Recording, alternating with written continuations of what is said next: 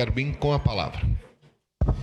Presidente, agradecer aos colegas pelo enriquecimento do debate, nas palavras que foram solicitadas, aí nos apartes também, e de fato é importante ver o relato que a vereadora Estela deu aqui agora, é um belo exemplo disso. As pessoas têm aumento da sensação de segurança e não é só uma sensação, é prática essa segurança, uma vez que o rio está desassoreado, uma vez que foi tirado sedimentos orgânicos, inorgânicos, lixo muitas vezes, e a gente tem que fazer um meia-culpa, que muitas vezes as pessoas acabam jogando isso lá, nem mesmo as pessoas que moram ali, mas gente que passa de maneira mal intencionada, coloca restos de construção civil. Quem aqui não vê vários cantos da cidade, resto de gesso, de cimento, concreto, utensílios domésticos e etc, etc. Tudo isso acaba descendo as encostas, né? É a lei da gravidade natural, vai descendo, vai cair lá dentro de um rio. Então, é importante que esse desassodramento aconteça, que essa dragagem dos corpos hídricos seja pensada, que seja analisado de fato pela FEPAM, pelos programas de licenciamento ambiental, mas precisa fazer.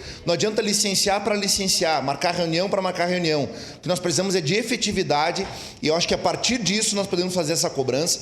Eu já falei também com o prefeito Adiló sobre este assunto, para que ele também faça esse pedido ao governador Eduardo Leite, de maneira especial, enquanto mandatário dessa cidade, para que nós possamos ver acontecer as coisas. Caxias do Sul não foi tão prejudicada ao ponto de outras cidades. Mas nós tivemos um outro problema aqui, que foram os desmoronamentos e deslizamentos, inclusive com vários óbitos em 2024. Então, nós estamos nem pensando necessariamente só em Caxias aqui, nós estamos falando de uma política a nível de estado. Vale do Taquari, etc. E tudo isso, 5 rios vão desaguar lá embaixo no Guaíba.